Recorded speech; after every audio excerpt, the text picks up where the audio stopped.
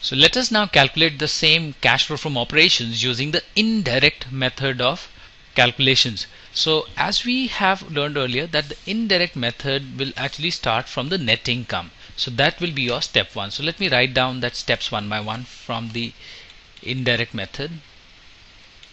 In the indirect method, step 1 is to start with the net income. And what is the net income here? Net income has been provided as $75,000. So this is our starting point. What was step 2? Step 2 essentially was to identify all the non-cash items and add them back. So we need to add all the non-cash items which are there on the income statement. So let's identify if there are any. So quickly looking at the depreciation expense, these are non-cash items. Any other non-cash item which we can kind of look at which are operating in nature, depreciation is the only one, so it is 14,000. So let me write this down in the step 2. This is 14,000 as the non-cash item, so this will be with a plus sign. Step 3, identify all non-operating items in the income statement and adjust the net income accordingly. So first and foremost, identify the non-operating items. Non-operating items here would be something like gain on sale of land. This is a non-operating item, and what this amount has done is it has inflated your net income to an extent of 20,000. So we need to reduce your net income by the amount of gain, because net income should not include this gain as such, because this is not an operating activity. So step 3, we'll reduce the gain from sale of land. So this is essentially 20,000. So this needs to be reduced. So what is step 4? Step 4 is to identify all balance sheet operating items and see for the cash flow impact. So let us look at the balance sheet which are operating items and its associated cash flow impact. So here on the asset side, the operating activities are basically account receivables and inventory.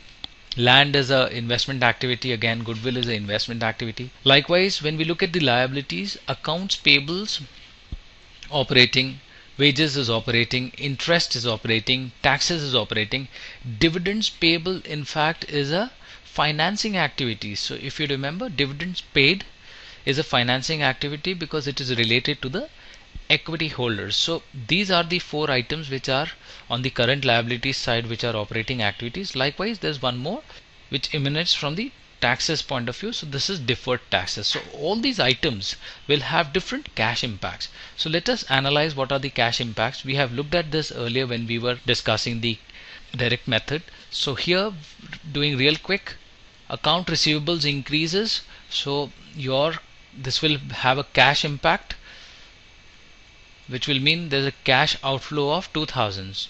Likewise, inventory has gone down by 4,000.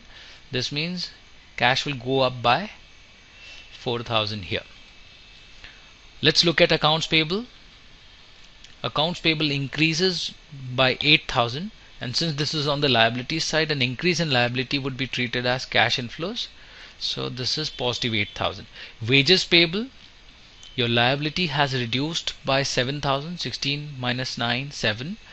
So since your liabilities have reduced, it is treated as a cash outflow. So this is 7,000 as a cash outflow. Interest payable, your interest payable has increased, so this is treated as a cash inflow to an extent of 1,000.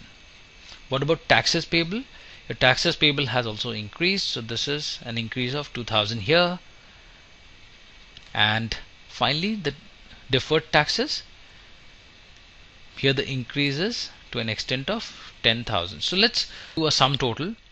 Here the net impact on the asset side is positive 2,000, and here the net impact on the liability side is 10,000 positive, 2,000, this would be 13,000, 13,000 less 7,000 would be 6,000, 6,000 and 8,000 would be 20,000. So the net impact is here 20,000. So if we add these two up, the total impact because of balance sheet adjustments is 20,000 plus 2,000, that is 22,000 here. Let's go back and put that number in the step number 4, that is a positive cash impact of 22,000, and this is the one which we have discussed directly.